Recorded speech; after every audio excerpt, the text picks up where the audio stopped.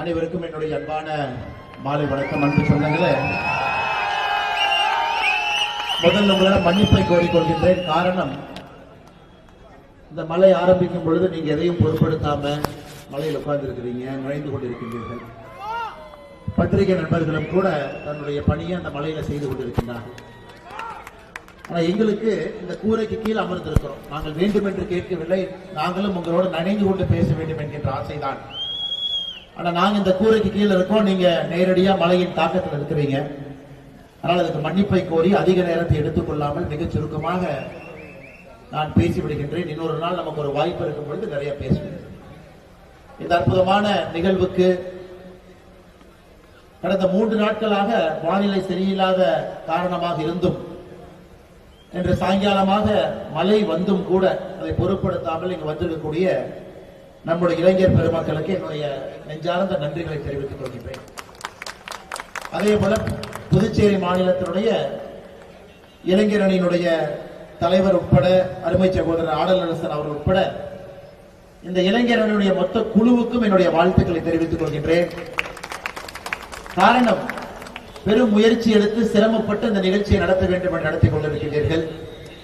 இன்று வருண பகவான் உங்களுக்கு ஒத்துழைப்பு கொடுக்கல, அதை பத்தி வருத்தப்படாதீங்க.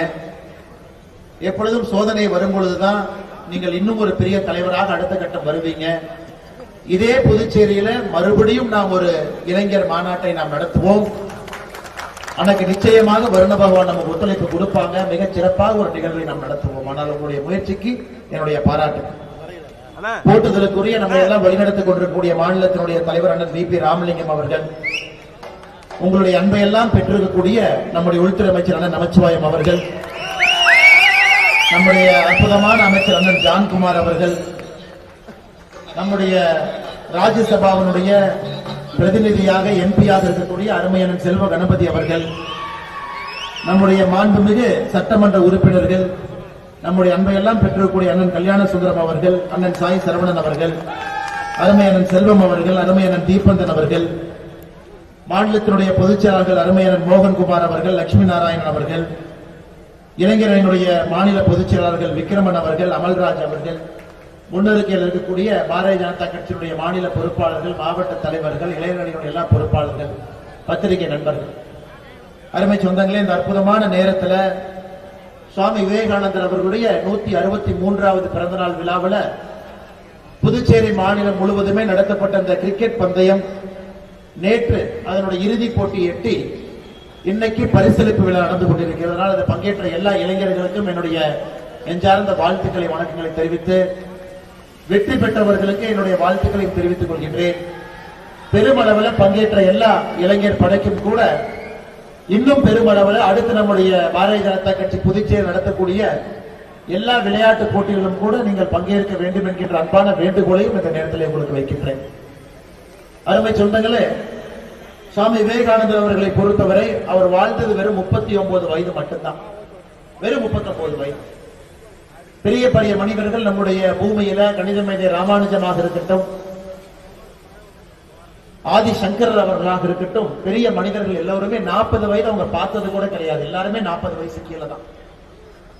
ஆனா அவர்களுடைய கர்ம யோகம், அவர்கள் ஒரு வாழ்க்கையில் அவர்களுடைய சிந்தனை ஒரே சிந்தனை, அதை எடுத்து தன்னுடைய வாழ்க்கை முழுவதும் அர்ப்பணித்து தாய் சரஸ்வதியினுடைய அருளை பெற்று மிக கம்பீரமாக அந்த 39 ஆண்டையும் கூட வாழ்ந்தவர்கள். சுவாமி விவேகானந்தரை பொறுத்தவரை நமக்கு நிறைய பேருக்கு தெரியும். 1893 அமெரிக்கா சென்று சிகாகோவில் செப்டம்பர் மாதத்துல உலக சமய நல்லிணக்க மாநாட்டில் மிக அற்புதமாக பேசினார்கள் என்று நமக்கு தெரியும். ஆனா எத்தனை பேருக்கு தெரியும், சுவாமி விவேகானந்தர் அவர்கள் நம்முடைய கன்னியாகுமரிக்கு 1892 டிசம்பர் 25ஆம் தேதி வர்றாங்க. அமெரிக்கா போடுவதற்கு ஒரு ஆண்டுக்கு முன்பு. அப்ப தூரத்தில் இருக்கக்கூடிய பாறையை பார்க்கிறாங்க. 2-3 மீனவ நண்பர்களை பார்த்து கேட்கிறாங்க, யாராவது இதுவரை நீந்தி அந்த பாறைக்கு போயிருக்கிறாங்களா? மீனவ நண்பர்கள் சொல்கின்றார்கள், யாரும் இதுவரை போகல, அப்படி யாரும் போகவும் கூடாது, யாரும் இதுவரை சென்றதும் இல்லை என்று. சுவாமி விவேகானந்தர் அவர்கள் நேரடியாக கன்னியாகுமரி அந்த குமரி முனையில கடலுக்குள் அப்படியே தாண்டி குதித்து அந்த பாறையை நோக்கி நீந்தி செல்கின்றார். 25 டிசம்பர் 1892 அந்த பாறைக்கு போனோடனே அங்க நேரம் தவத்தில் ஈடுபடுறார். 25 முழுவதும் தவம், 26 முழுவதும் தவம். எல்லாரும் பாக்குறாங்க, மீனவர்கள் பாக்குறாங்க, யார் இந்த மனிதன் நீந்த முடியாத கடல்ல, ஆர்ப்பரிக்கக்கூடிய கடல்ல நீந்தி போய் பாறையின் மீது நேத்து உட்கார்ந்தாரு, இன்னைக்கு முழுமையா உட்கார்ந்திருக்காரு.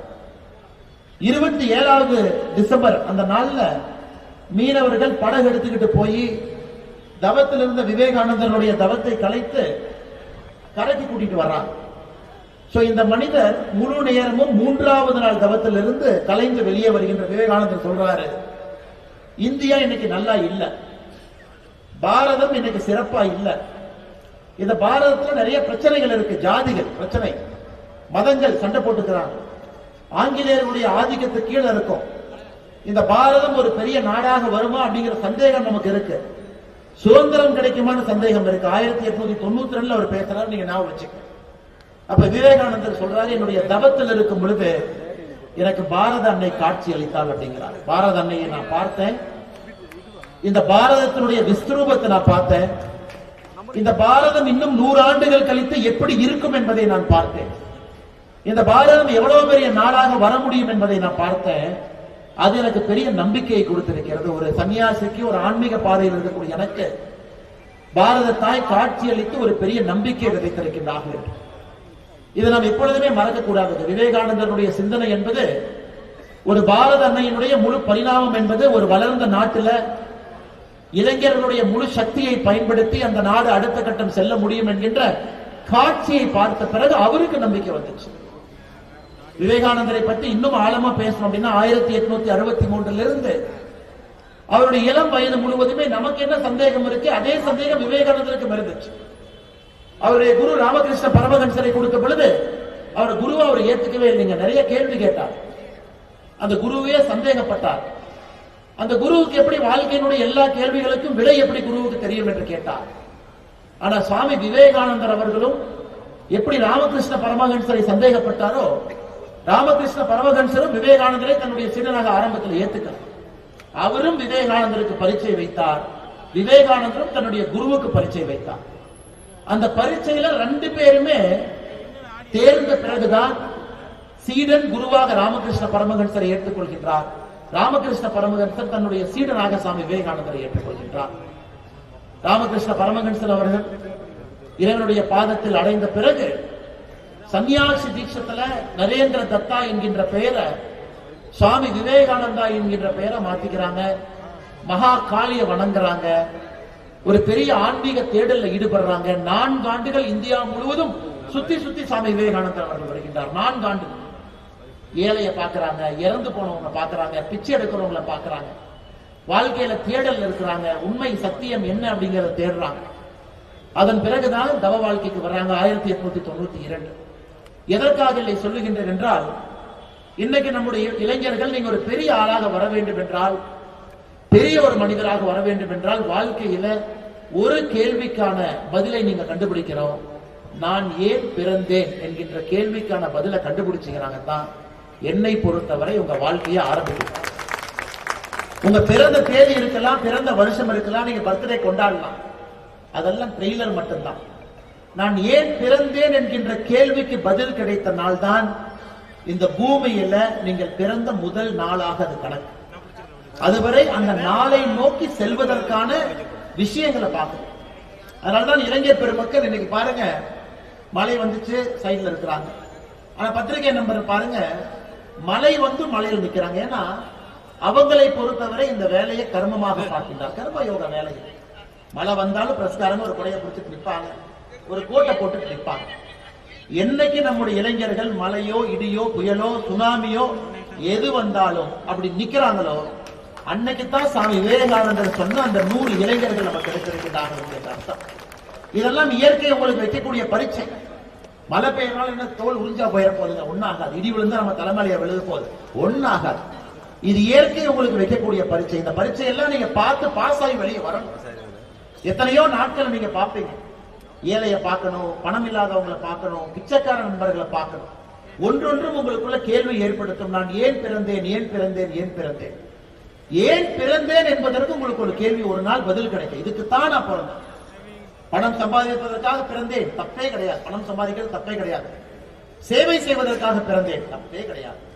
இல்ல நான் பத்திரிகையாளராக செய்தி சேகரிப்பாளராக இருப்பதற்காக பிறந்தேன், தப்பே இல்லை.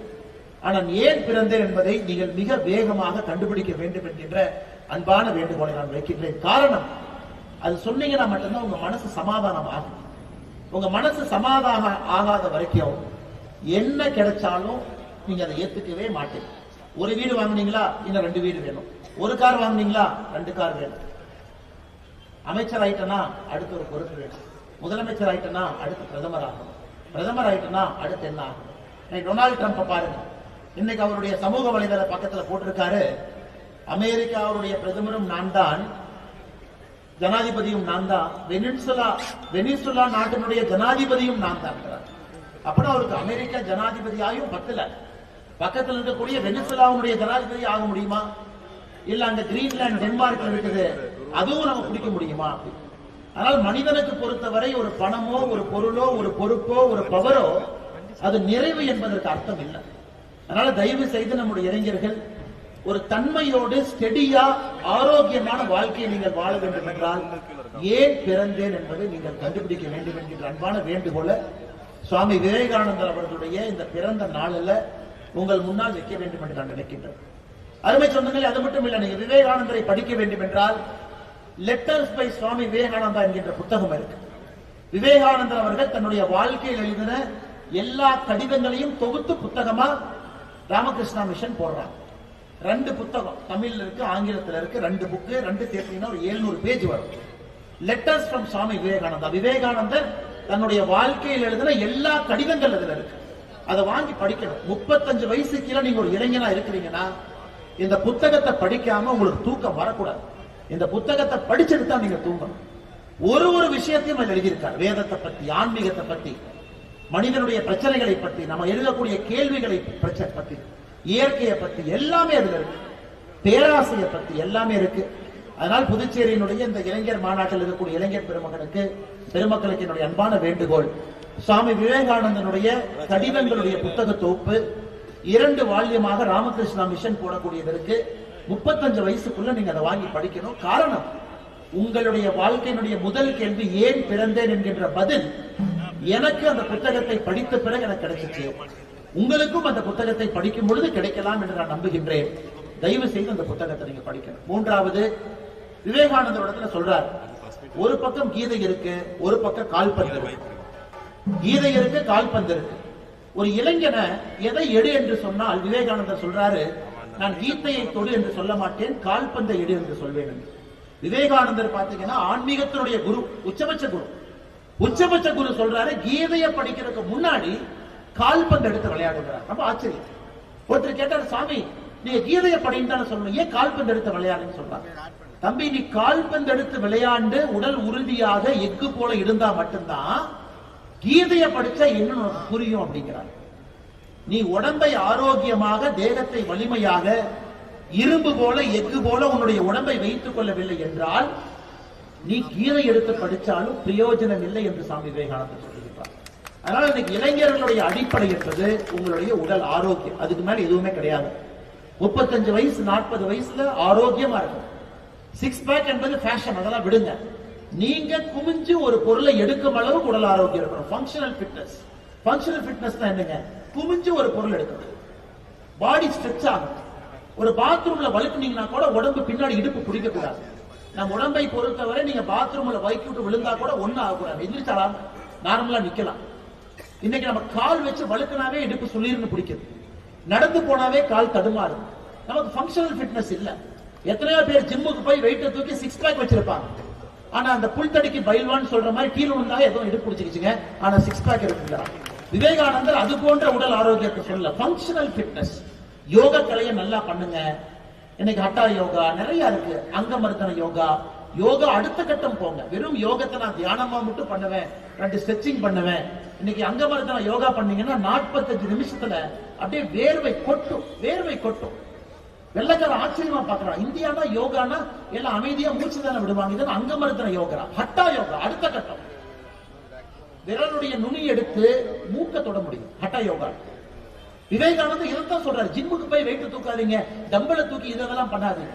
உங்களுடைய காலுடைய நுனியை எடுத்து உங்களுடைய மூக்கை தொட முடிந்தால் ஹட்ட யோகத்துல நீங்க ஓரளவுக்கு நீங்க தேர்ச்சி பெற்றிருக்கீங்க. அதனால இதையெல்லாம் யோசிங்க. இதெல்லாம் நம்முடைய பாரம்பரிய மண்ணில் இருக்கு. இளைஞர்கள் இதையெல்லாம் தேடி தேடி கத்துக்கணும். ஹட்ட யோகா என்ன, அங்கவர்தன யோகா என்ன, யோகத்தையே உடல் பரிச்சையா செய்ய முடியுமா? இதெல்லாம் செய்யும் பொழுது சத்தியமா உங்க உடம்புல கேன்சர் என்கின்ற நோய் வருவதற்கு வாய்ப்பே. ரிசர்ச் என்ன சொல்லுதுங்க? உடம்புல கேன்சர் செல் இருக்குன்னா நார்மல் செல்லை விட 7 மடங்கு அது சாப்பிடும். ஒரு கேன்சர் செல் உடம்புல இருக்கு. நீங்க எங்க பார்த்தாலும் கேன்சர், எந்த வீட்டுக்கு போனாலும் கேன்சர். மாமா வீட்டுக்கு போனா கேன்சர், சித்தப்பா வீட்டுக்கு போனா கேன்சர். ஆனா பேரை மட்டும் மாத்தி மாத்தி சொல்றாங்க. என்ன பேரு நமக்கே புதுசா இருக்கு. கேன்சர் ஏன் வருது? கேன்சர்ல உருவாகக்கூடிய ஒரு செல் நார்மலா இருக்கிற செல்லை விட அது 7 மடங்கு அந்த கேன்சர் செல்லுக்கு எனர்ஜி வேணும். அப்ப கேன்சர் செல்லுக்கு போற எனர்ஜியை குறைச்சிட்டீங்கன்னா கேன்சர் செல் செத்து போயிடும். எப்படி நம்ம பண்ணணும்? இத்தனை காலமாக இந்தியாவுல பாரதத்துல விரதம் இருக்கு. 24 மணி நேரம் விரதம் இருந்தீங்கன்னா கேன்சர் செல்லுக்கு போற எனர்ஜியை கட் பண்ணீங்கன்னா செல் செத்து போயிடும்.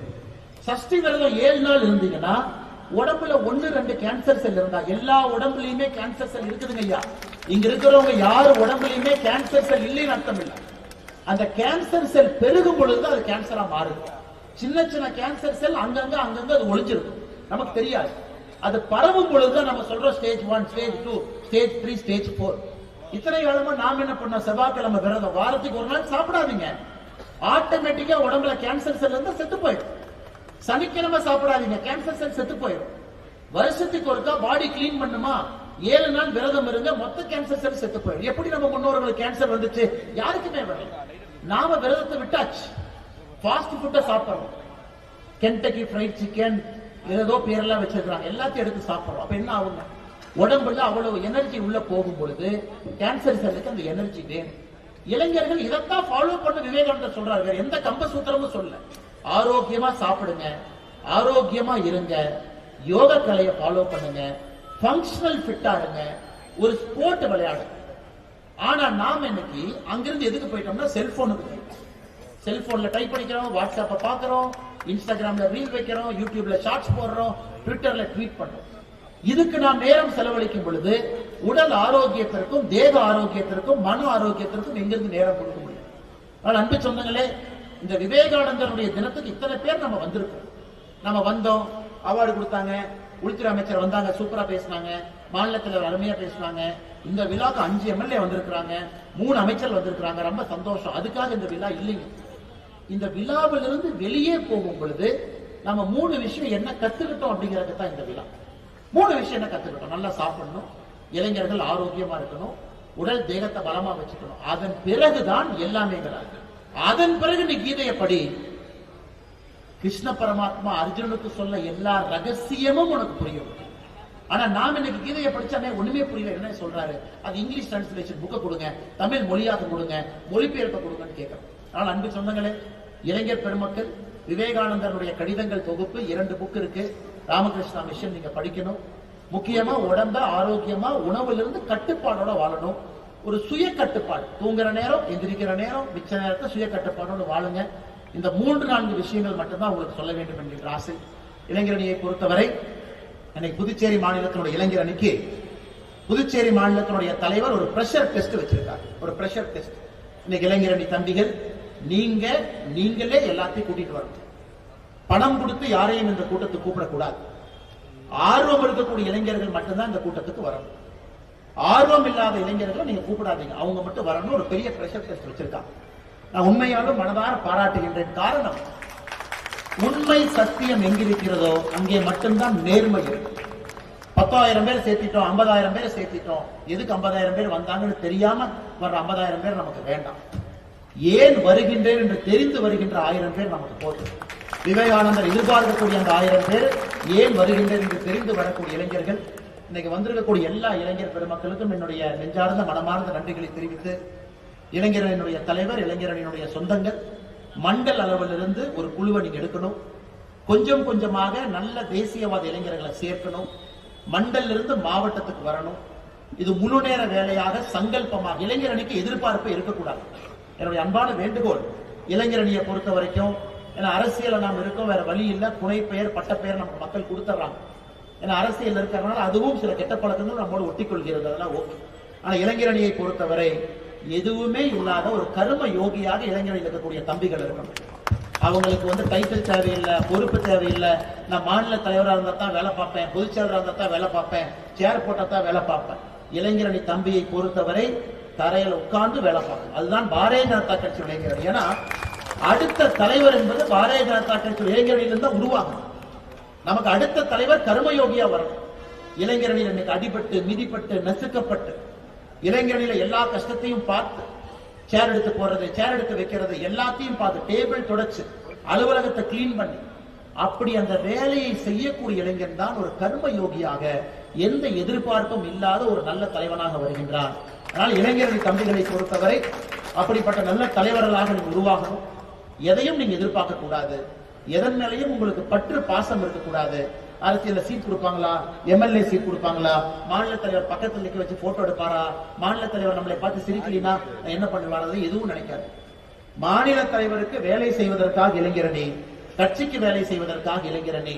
தரையில் அமர்ந்தாலும் அதே சந்தோஷம், மேடையில நமச்சிவாயன பக்கத்துல சேர் கொடுத்தாலும் அதே சந்தோஷம், ஓரத்தில் நிக்க வச்சாலும் அதே சந்தோஷம், கேட்டுக்கு வெளியே டிராபிக்கை ரெகுலேட் பண்ணுங்கனால அதே சந்தோஷம், வெளியே போய் கொடிய கட்டுங்க அதே சந்தோஷம், நிகழ்ச்சிக்கு வர வேண்டாம் மாவட்டத்திலிருந்து பின்னாடி வேலை செய்யுங்கனாலும் அதே சந்தோஷத்தோடு இளைஞரணி இருந்தா பாரதிய ஜனதா கட்சி புதுச்சேரிக்கு நமக்கு இளைஞர்கள் வேண்டும் என்று சொல்வதை விட கர்மயோகியாக இருக்கக்கூடிய இளைஞர்கள் நமக்கு வேண்டும். காரணம், இந்த கட்சி இன்னும் அடுத்தடுத்த காலம் பெருசா வளரும். ஆனா சொன்னாங்க மிக சிறந்த ஆட்சி நாம் கொடுத்துக்கிட்டு இருக்கோம். மறுபடியும் 5 ஆண்டு பத்தாதுங்க. ஜனநாயகத்தை பொறுத்தவரை 5 ஆண்டு என்பது எப்பவும் பத்தாது. மறுபடியும் 5 ஆண்டு, 25 ஆண்டுகள் 30 ஆண்டுகள் மத்திய பிரதேசல குஜராத்ல பாரதிய ஜனதா கட்சியுடைய ஆட்சி இருக்கு. இன்னமும் நம்ம டே 1 மாதிரி வேலை பார்க்கிறோம். 25 ஆண்டுகள் ஆட்சியில் இருந்தாலும் கூட 25 வருஷம் இருந்துன்னு நம்ம சொல்ல, இன்னும் முதல் நாள் ஆட்சியில் இருந்தால் எப்படி இருக்குமோ அதே வைராக்கியத்தோடு வேலை பார்க்கின்றோம். அதனால் புதுச்சேரியினுடைய மாற்றம் என்பது இன்னும் பல ஆண்டுகள் இங்கே பாரதிய ஜனதா கட்சி தேசிய ஜனநாயக கூட்டணி ஆட்சியில் இருக்கணும். அதற்கு இளைஞர் இங்கிருந்து தலைவர்கள் இங்க ஃபீட் பண்ணிக்கிட்டே இருக்கணும். இளைஞர் அணியிலிருந்து மாவட்ட தலைவர், இளைஞர் அணியிலிருந்து மாநில தலைவர், இளைஞர் அணியிலிருந்து தேசிய தலைவர், அப்படித்தான் வரணும்.